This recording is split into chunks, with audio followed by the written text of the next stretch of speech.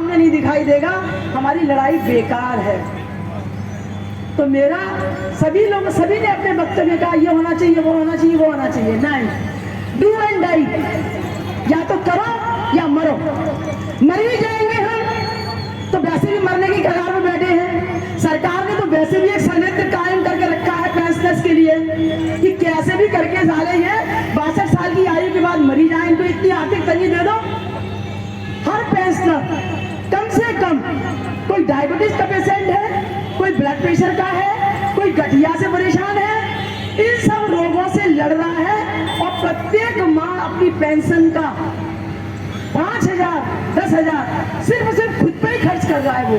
तो जब वो अपनी बीमारी से लड़ रहा है तो अपने बच्चों पे, अपने परिवार पे क्या खर्च करेगा?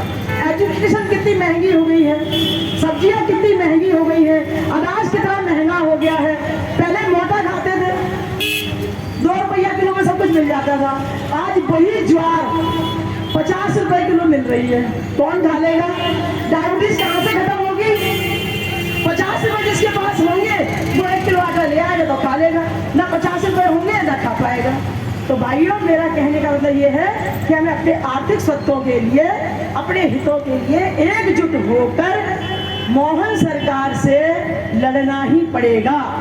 हम नहीं लड़ेंगे तो हम उनके षड्यंत्र का शिकार हो रहे हैं। वो इस धरती से पेंशनर्स को खत्म ही कर देंगे। कम से कम मध्य प्रदेश सरकार में तो पेंशनर खत्म होने की कगार पे विलुप्त जाति के रूप में आएगा। पेंशनर विलुप्त जाति के रूप में हो जाएगा, पेंशनर शब्द ही खत्म हो जाएगा, पेंशनर रहेंगे ही नहीं, पैसा शब्द खत्म।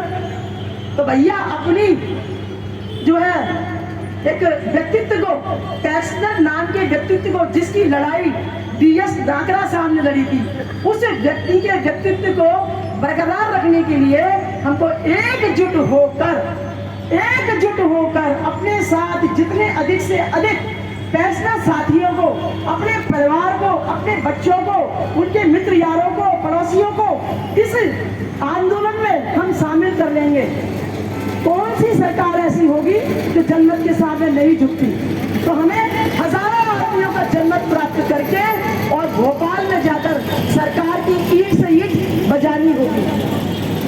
इसी शब्दों को विराम देते हुए सिर्फ एक बात और कहूंगी, तुझे क्या सुनाऊं मैं दिलरुबा, तुझे क्या सुनाऊं मैं दिलरुबा, तेरे सामने मेरा हाल है। तो मोहन सरकार के सामने हम पेंशनर्स का हाल जो है वो बेहाल है, जो है आर्थिक रूप से तंग करके रखा है। एक पेंशनर के ऊपर 10 आदमी आश्रित हैं। ना तो उनके बच्चों को रोजगार मिल रहा है, ना हम उनको रोजगार देने की स्थिति में है कि उनको लाखों रुपए देके हम कोई बिजनेस करा दें।